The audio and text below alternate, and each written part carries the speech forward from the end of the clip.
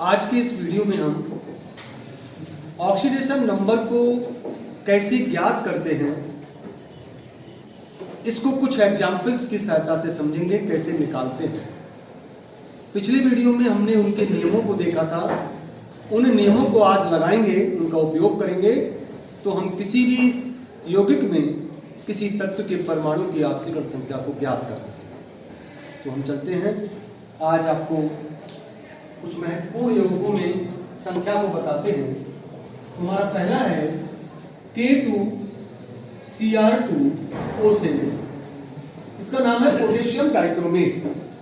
और जिस तत्व की हमको ऑक्सीकरण संख्या ज्ञात करनी होगी उसके ऊपर हम स्टार लगा देते हैं, इसकी ज्ञात करनी है। तो पोटेशियम डाइक्रोमेट में क्रोमियम की ऑक्सीकरण संख्या ज्ञात कीजिए, ये क्वेश्चन आता है। तो हम कैसे करेंगे ज्ञात? माना क्रोमियम की ऑक्सीकरण संख्या X है। हमको पता है पोटेशियम क्षार धातु है और इसके दो परमाणु लगे हैं, तो पहले दो लिखेंगे। और पोटेशियम के परमाणु की जो संयोजकता होती है या ऑक्सीकरण संख्या +1 होती है, तो 2 गुणा +1 प्लस यहां क्रोमियम के दो परमाणु लगे हैं। एक परमाणु होता तो X लेते और दो परमाणु है तो 2X लेते। यहां हम लिखेंगे 2X प्लस 7 परमाणु लगे हैं और ऑक्सीजन की ऑक्सीकरण संख्या आपको कल बताया था -2 होती है। और इस यौगिक में की यौगिक की जो ऑक्सीकरण संख्या का योग होता है वो 0 के बराबर होता है। तो इन सब का जो योग होगा बीजगणितीय योग 0 के बराबर होता है। तो ये हो गया आपका +2 + 2x प्लस माइनस माइनस 14 = 0। इसको माइनस कर दीजिए तो 2x - 12 = 0। 2x प्लस का 12, x +12/2। इसको काट दीजिए तो x बराबर +6।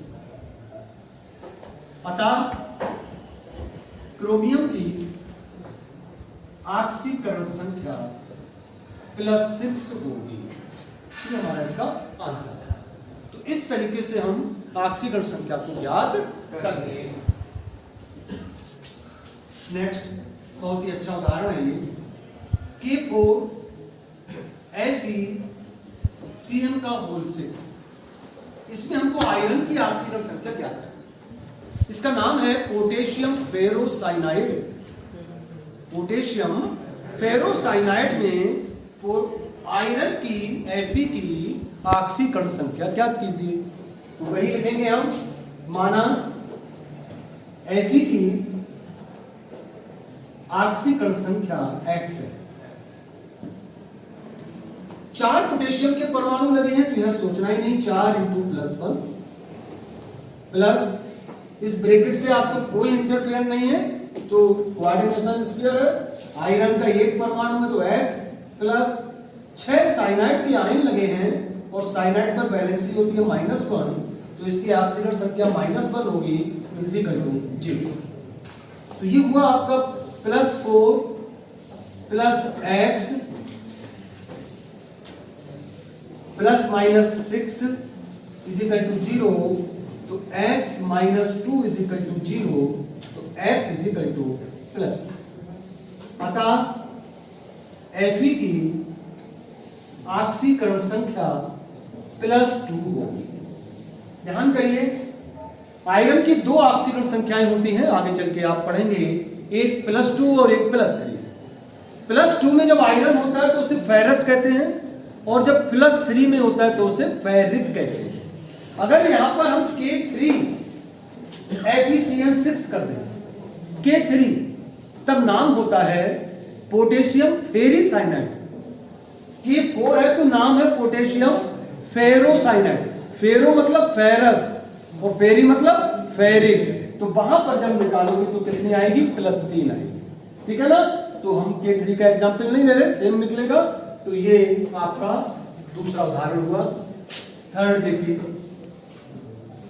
अगर हम H2SO4, ये सल्फ्यूरिक अम्ल है, इसमें हमको सल्फर की ऑक्सीकरण संख्या क्या है? सल्फर। तो माना सल्फर की ऑक्सीकरण संख्या x है। हाइड्रोजन के दो परमाणु लगे हैं, एक का +1 लगाना है, +x करना है। ऑक्सीजन के 4 लगे हैं, -2 = 0। +2 +x -8 = 0। x घटा दीजिए, -6 = 0। x = +6। अतः सल्फर की ऑक्सीकरण संख्या +6 हो। एक बात इसमें और याद रखिए, अगर आपको अपने आंसर को चेक करना है तो ध्यान कर लीजिए, जिस तत्व की आप ऑक्सीकरण संख्या ज्ञात कर रहे हैं उसका मान कदापि उसकी वर्ग संख्या से अधिक नहीं आएगा। जैसे सल्फर 6 वर्ग का है, छठे वर्ग में आता है, तो अधिकतम इसकी संख्या 6 हो सकती है। हाइड्रोजन 7th वर्ग में आती है तो अधिकतम 7 हो सकती है। नाइट्रोजन परिवार के तत्व 5th ग्रुप में आते हैं तो अधिकतम 5 हो सकती है। तो वर्ग संख्या से ज्यादा कभी भी ऑक्सीकरण संख्या नहीं आएगी। इस बात को हम विशेष ध्यान रखेंगे। देखिए जैसे चौथा H3PO4 में फास्फोरस की ऑक्सीकरण संख्या क्या है? इसका नाम है आर्थोफास्फोरिक अम्ल। आर्थोफास्फोरिक अम्ल, फोरिक लगेगा तो माना फास्फोरस की ऑक्सीकरण संख्या x है। मैं आपको विभिन्न तत्वों की ऑक्सीकरण संख्या से अवगत करा रहा हूं। इसमें क्रोमियम की निकाली, इसमें आयरन की निकाली, इसमें सल्फर की निकाली, यहाँ फास्फोरस की निकाल रहे हैं। ये अलग अलग वर्ग के हैं तो लिखेंगे यहाँ पर 3 परमाणु लगे हैं तो 3 × +1 +x +4 -0 = 0, -2 = 0। ये आया आपका +3 +x ±-4 दूनी 8 = 0। घटा दीजिए, x - 5 = 0, x = +5। अतः फास्फोरस की ऑक्सीकरण संख्या +5 होगी। फास्फोरस पंचम वर्ग का है। Nitrogen phosphorus, arsenic, antimony, bismuth, ये 5th ग्रुप में आते हैं तो अधिकतम कितने आए? 5। ऐसे नाइट्रिक अम्ल में नाइट्रोजन की निकालोगे HNO3 में, नाइट्रिक अम्ल है वो, उसमें भी नाइट्रोजन की कितनी आएगी? 5 आएगी। आइए नेक्स्ट, जो कि बहुत ही इंपॉर्टेंट है, ये इसको आप लिख सकते हो, बहुत इंपॉर्टेंट, वेरी इंपॉर्टेंट। H2SO8 में सल्फर की ऑक्सीकरण संख्या है। ये एक्सेप्शन है या अपवाद है? मेरे लिए कुछ सिंपल उदाहरण दिए, अब थोड़ा सा टिपिकल अलग हट करके एग्जांपल्स की बात कर रहे हैं। इसका नाम लिख लो, इसका नाम है पर ऑक्सी डाई सल्फ्यूरिक एसिड। पर ऑक्सी डाई सल्फ्यूरिक एसिड इसका नाम है और इसके अंदर एक परऑक्साइड लिंकेज उपस्थित है। यह है आपकी पर ऑक्साइड लिंकेज। और जब पर ऑक्साइड लिंकेज होती है तो हम ये पढ़ चुके हैं, ऑक्सीजन की ऑक्सीकरण संख्या उसमें -1 होती है पर ऑक्साइड में, और ऑक्साइड में -2 होती है, और OF2 में +2 होती है। तो यहां हमको क्या ध्यान रखना है, जो 8 ऑक्सीजन के परमाणु लगे हैं इनमें से 2 ऑक्सीजन के परमाणु परऑक्साइड लिंकेज में है और 6 ऑक्सीजन के परमाणु ऑक्साइड बनाते हैं। तो इन 8 में से 2 की ऑक्सीकरण संख्या -1 लगाएंगे और 6 की -2 लगाएंगे, इसलिए यह अपवाद है और बहुत महत्वपूर्ण है। तो माना सल्फर की ऑक्सीकरण संख्या x है, तो H2 का 2 × +1 +2x प्लस 2, ये परऑक्साइड लिंकेज में तो 2 × -1 प्लस 2 × -6, 2 परमाणुओं की -1 लगाएंगे और 6 की -2 = आपने अगर 8 की -2 लगा दी तो इसकी ऑक्सीजन संख्या गलत आ जाएगी, उसकी वर्ग संख्या से अधिक हो जाएगी, जो संभव नहीं। तो देखिए +2 +2x -2 -12 = 0। तो +2 से माइनस काट दीजिए 2x minus 12 is equal to 0, 2x is equal to plus 12, x is equal to plus 12 upon 2, 6, x is equal to plus 6। Sulphur की 6 से ज्यादा नहीं हो सकती, अतः सल्फर की ऑक्सीकरण संख्या प्लस 6 होगी, है ना। और वैसे निकालते तो बहुत आती है, 8 और 16 कर देते तो 8 आ जाती, 8 की 2 लगा देते तो, जो संभव नहीं, इसलिए देखोगे ये एक्सेप्शन था, अपवाद था, इसको देखेंगे। नेक्स्ट देखिए, निकेल कार्बोनेट NiCO का होल 4, इसमें निकेल की निकालनी Ni, इसका नाम है निकेल कार्बोनिल, CO कोबाल्ट नहीं है, कार्बोनिल है, ठीक है ना। और कार्बोनिल ये मुक्त अवस्था में होता है, फ्री स्टेट, और जो फ्री स्टेट होता है तो पहला ही पॉइंट हमने पढ़ा था कल, मुक्त अवस्था में किसी तत्व की ऑक्सीकरण संख्या 0 होगी। तो यहां कार्बोनिल मुक्त अवस्था में है तो लिखेंगे तो वही, माना निकेल की ऑक्सीकरण संख्या x है, तो x प्लस 4 इसकी 0 इज इक्वल टू 0, तो x प्लस 0 बराबर 0, x बराबर 0। तो यहां जो निकेल की ऑक्सीकरण संख्या आएगी वो कितनी आएगी? 0 आएगी, ठीक है। बहुत इंपॉर्टेंट है, हमने आपको बताया कि ऑक्सीकरण संख्या धनात्मक हो सकती है, ऋणात्मक हो सकती है और भिन्नात्मक भी आ सकती है, फ्रैक्शन में भी आएगी। देखिए जरा,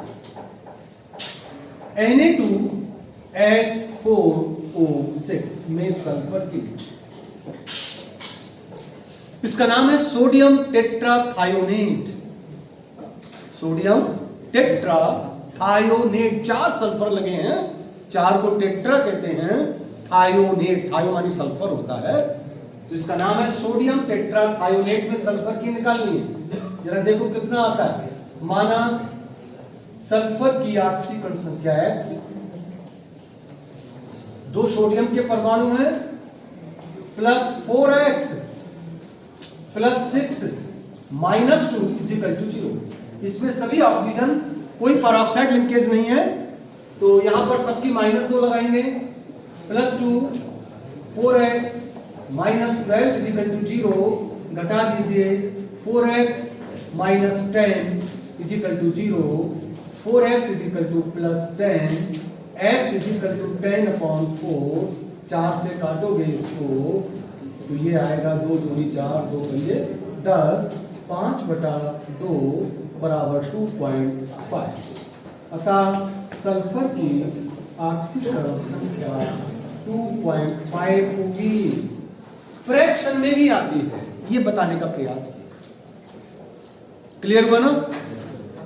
अब हम एक और अच्छी सी जो एक्सेप्शन है आज उसको भी आपको बता रहे हैं, 7H